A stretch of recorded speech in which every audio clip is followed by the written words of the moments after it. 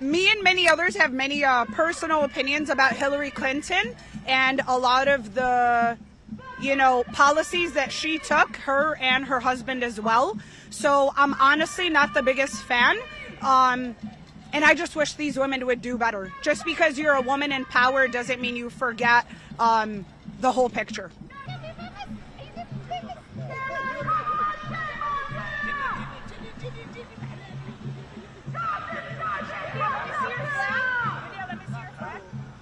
What's different? I don't think that. I feel like the world and the nation hasn't changed much since then. We've had a lot of politicians in between, but now that Kamala's up, we just hope that she's going to do everything that's important for all the groups in America, not just women, not just blacks, not just whites, just across the board, represent all Americans in a way that we deserve.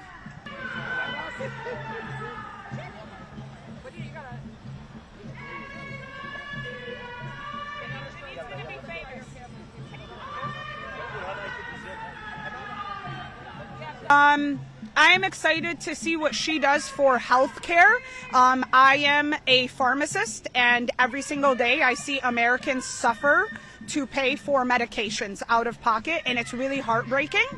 I am worried about her policy regarding Palestine and Gaza.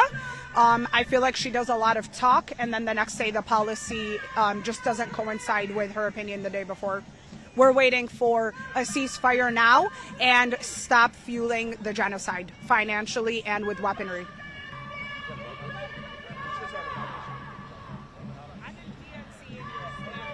I remember in 2016 when Hillary Clinton was the candidate.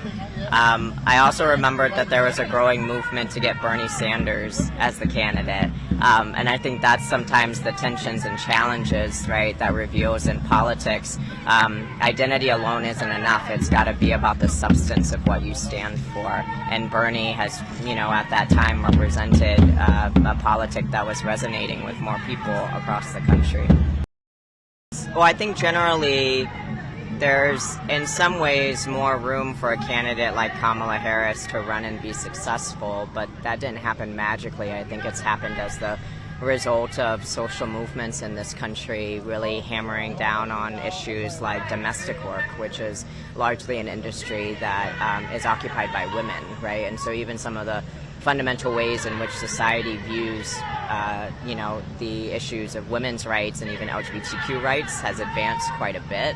And I think it was sort of everyday people and communities that made that possible.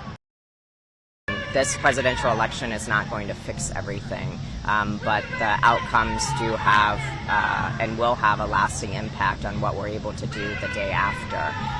And so there's a lot of people in my life across the spectrum, some people who are like, I'm not voting for Harris, I might even vote for Trump because I can't tell the difference. For me, it's about returning rights to women.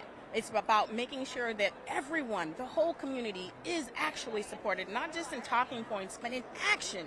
And this is a moment where we are all coming together. We're seeing different coalitions. The black women, white women, everyone are coming together to make sure that we change the direction of this country. We cannot continue to be divided. She is bringing unity not only of the Democratic Party, but of all Americans. Conventions since 1964, and he's never seen anything like that. And he's like, I could see you in the crowd. This is the moment to show all of our community. I know that I'm here for her story, and that I know that this is a chapter in America that we in the United States, that we so desperately need a unification. We are the United States. It's time we start acting like it. We can bring kindness to a dialogue. We can have conflict and still be friends. This polarity thing isn't good for anyone. And I believe that this part of her story is that moment of coming together and unity for everyone.